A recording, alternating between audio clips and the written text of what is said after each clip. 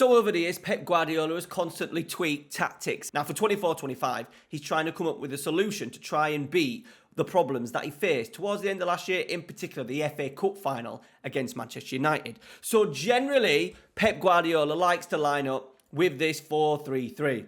He likes to create this overload in the middle and get a box midfield, whether that in the past has been a fullback stepping in to make the four, or even at times last season, it was a John Stones, a Kanji moving forward from centre-back, and then they still managed to build with sort of like this 3-2-5 formation. Now, to counteract that, Manchester United in particular, a lot of teams have gone down this way in terms of pressing in a 4-4-2, but making it extremely narrow and compact. So what they have been doing is doing something like this, which is a very narrow, either 4-4-2 or 4-2-4. Now, what that is doing is actually really congesting this area up and making it impossible. Even if a midfielder comes in, it's making it very compact, very congested. So the solution around that, instead of moving a centre-half in, moving a full-back into midfield, they would build up with a natural four and have the two full-backs extremely wide. And this was a problem, in particular, the game against Manchester United in the league game at Old Trafford. I think Manchester City ended up winning, but they struggled in the first half. And I think that was mainly down to the quality of the wide players. So I think it would have probably been Guardiola on the left. Superb sort of like left centre-half, but maybe not as great going forward. And then on this side as well, Kyle Walker. I think as a team, if you're defending and these two are getting the most touches on the ball, you're generally doing all right. So to solve that and trying to get his best footballers on the ball, he's made a little tactical tweak. So on paper, it'll probably still look like a 4-3-3. Obviously, Rico Lewis has been playing a little bit at the moment at the start of the season, and his role in particular has been pivotal in helping this new shape that Pep Guardiola has put out so far this season. So what they've tried to do is, once again, they're going to build up with the three. They're keeping the wingers pretty much wide, like they used to do in the early days. Doku, Savinho, we want them 1v1 as much as possible. Haaland will hold his position up front, not generally get involved in build-up. And then what they're trying to create here, obviously Rodri's not played yet, but he's definitely going to be starting after the international break, is the roles of De Bruyne, Silva, and Rico Lewis. So if we look at Kevin De Bruyne's heat map so far this season, as you can see, he's hitting a bit of wide areas. Now, it's natural for him to be moving into these areas. If we look at his heat map from the last season, as you can see, he does get into them hot spots in and around like the wide winger areas, but not so much in these areas here. So what they're actually doing is pushing Rico Lewis into sort of like a central midfield area. Silva is moving into these little half spaces in here, and in the game against Chelsea at the start of the season where he's picking up the ball in these deeper areas and then they can play around. What Manchester City are then trying to accomplish with this is trying to sort of like bait in the right midfielder to come in and eventually press Guardiola, and then it's a quick pass and then look at the space.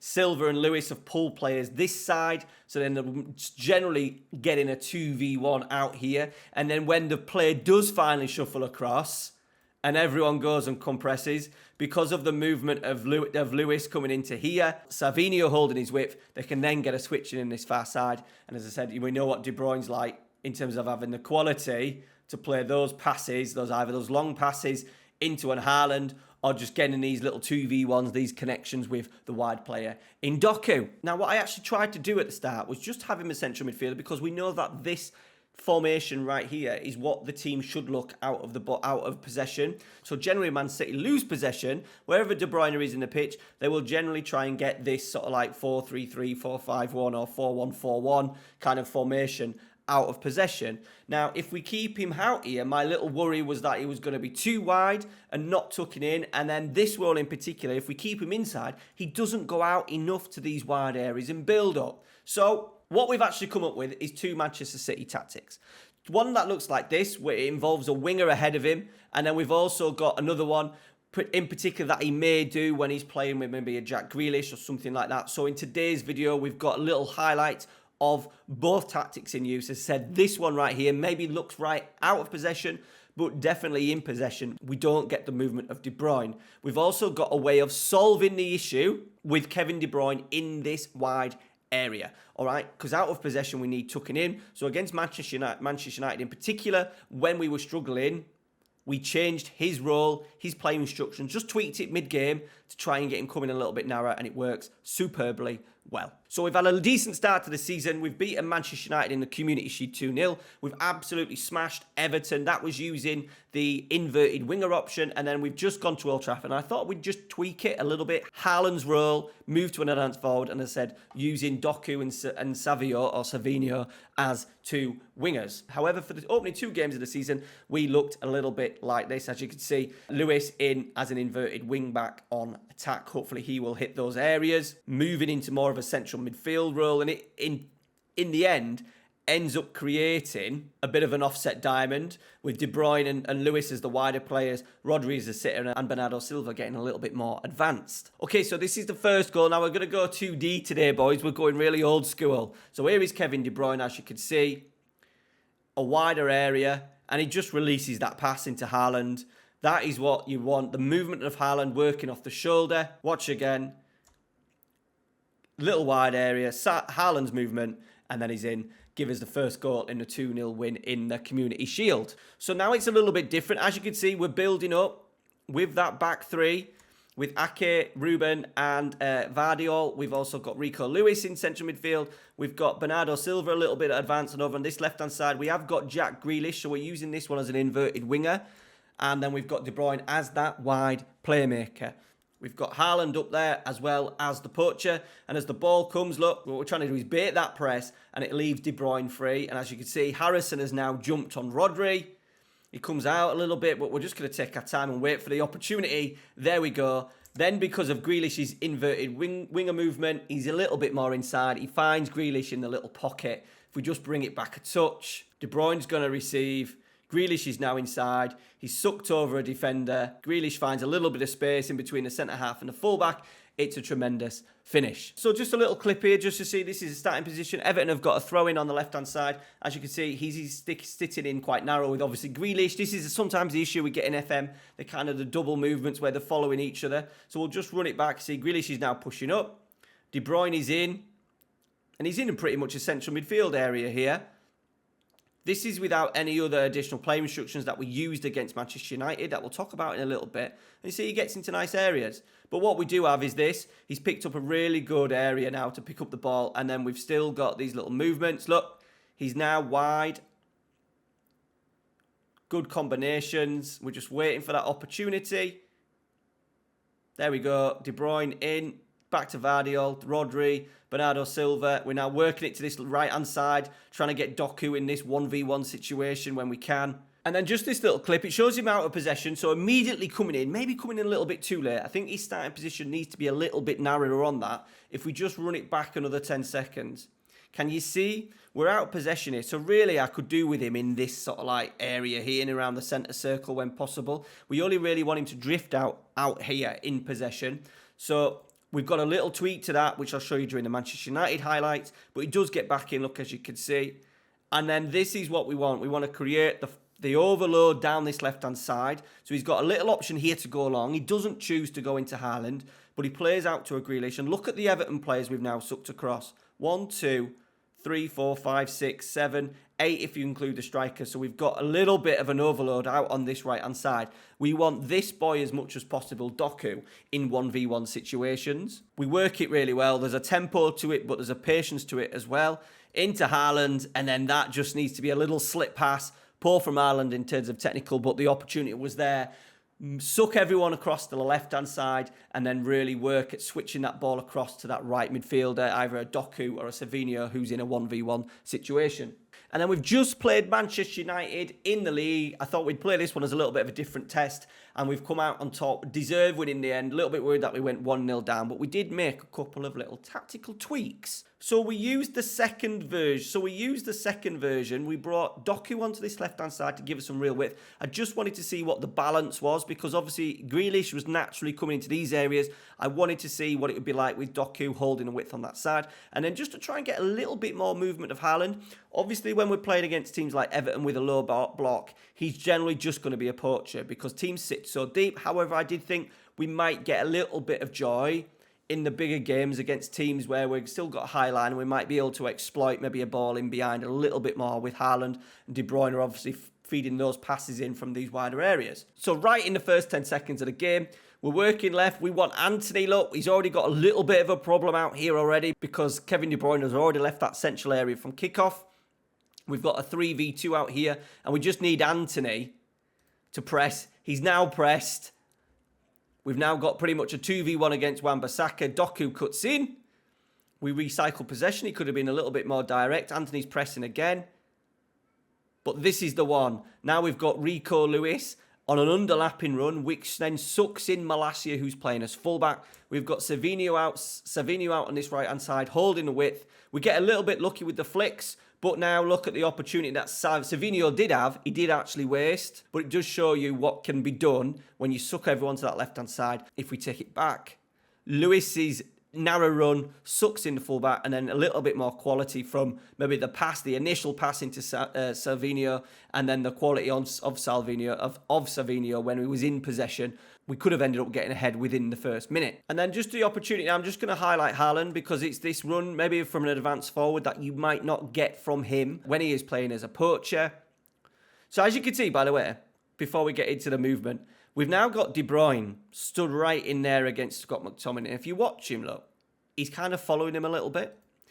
And that is because we've now got De Bruyne man-marking Scott McTominay. Like, I know we don't need to really worry about Scott McTominay as a technical thing, but it just brings Kevin De Bruyne in a little bit out of possession. Scott McTominay is playing as the right central midfielder. Then Man United playing 4-3-3 with Fernandes left, Scott McTominay right, and then a sitter in Casemiro. God knows where he is. I'm sure it was... Oh, there he is. To be fair, he's doing all right. But he's going to be in a problem in a minute with this break that we've got. So the run of Haaland, advance forward, just gives us that little extra option, I think, especially if we get a De Bruyne in those wide areas a little bit and we get maybe a little bit more movement from him. In these bigger games, in particular, when a team is perhaps being a little bit more attacking. You know, Dalot's come right in there. If this was the Everton game, we'd probably see Seamus Coleman sat back here with a flat back four. So I think it does give us a little bit more movement for Haaland to exploit those wide areas. And then here we are at kickoff, just going to highlight Kevin De Bruyne. He's now got that man-marking job on Scott McTominay. You see, it just brings him in a little bit more narrower than what he would have done if he just had that wide playmaker role on. The winning goal as well against Manchester United is absolutely wonderful. Now, Kevin De Bruyne doesn't have a major impact in the goal, but we now see the movement of the inverted winger. Now, we have brought on, the inverted wing back. We now actually have brought on Kyle Walker, and he's pivotal, driving forward.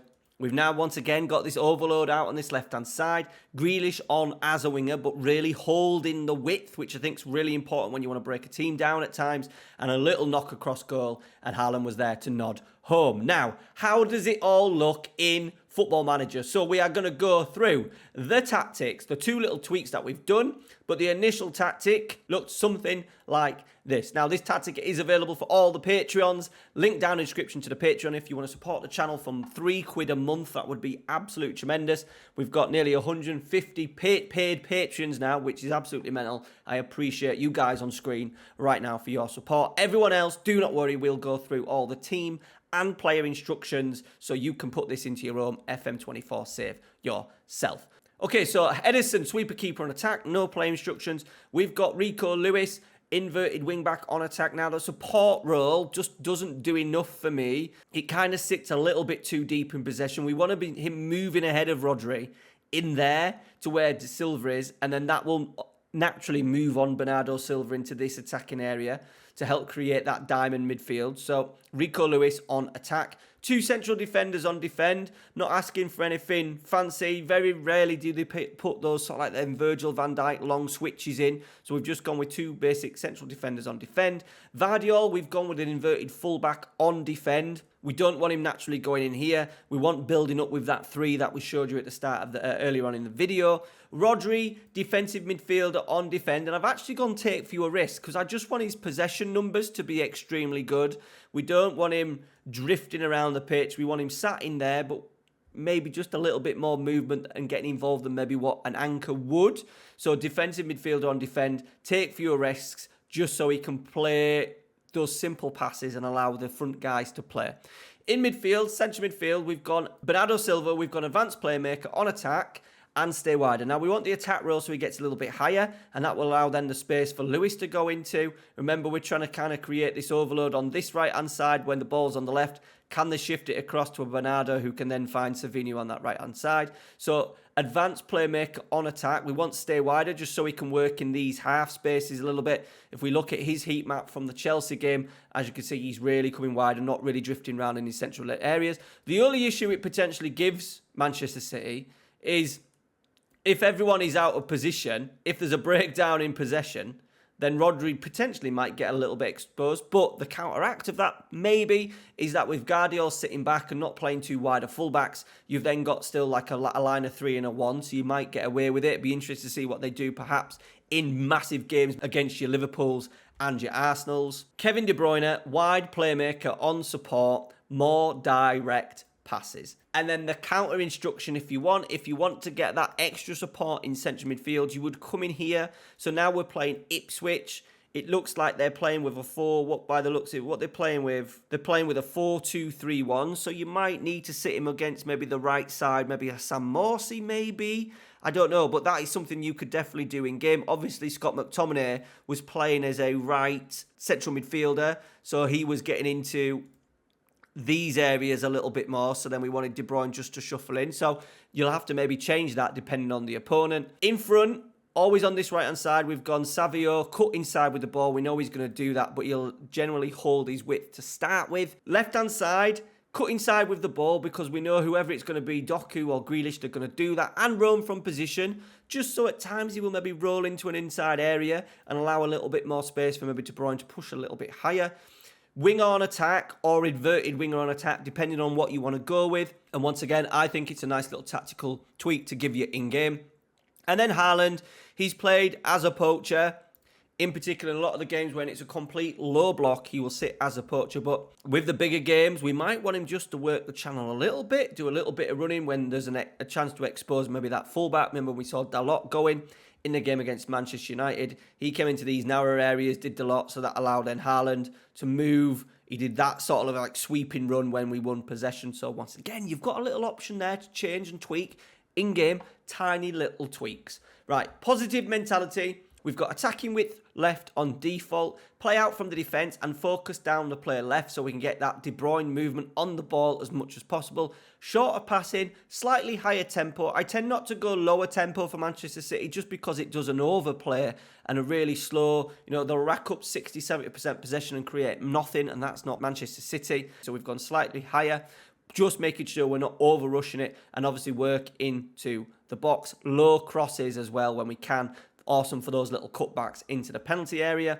In transition, counter press. We've not gone with counter because Manchester City often do not get the opportunity to do that. They tend to want to build up properly without over rushing it. Yes, if we've got Haaland as that advanced forward, you might get those counter attacks that we saw against Manchester United a little bit more often, but generally we want to be a little bit more settled, so that's why I've left that off. Distribute the ball to the centre halves as well with the goalkeeper. He often as well slows the pace down, so that is something that you can do. They wait for Manchester City to get their shape rather than rushing really early to get that ball up to Haaland. Distribute the centre-backs, and I've left that off. Roll it out, kick it out. Edison's a sweeper keeper on attack, so he will naturally at times go long anyway. And then everything else left default, apart from a higher line and a high press. Days are gone where everything is absolutely to the extreme, stay on feet, trigger press more often. It doesn't happen so much now. Teams are often sitting off even in a mid-block at times, a compact mid-block. But just for this one, in particular against Chelsea and Ipswich so far, we've just gone with a higher line and a high press and left everything else off. All right, guys, so that is your Kevin De Bruyne wide playmaker. That is Pep's tweak for 24-25. Sorry there's no camera today, my beautiful face. I forgot to plug the bloody thing in, so hopefully my beautiful face will return next week. Any suggestions for tactics, please put them down in the comments. Check out the Patreon. Smash a like as well if you've got all the way to the end. You beautiful people. Thanks for watching. Take care. See you later.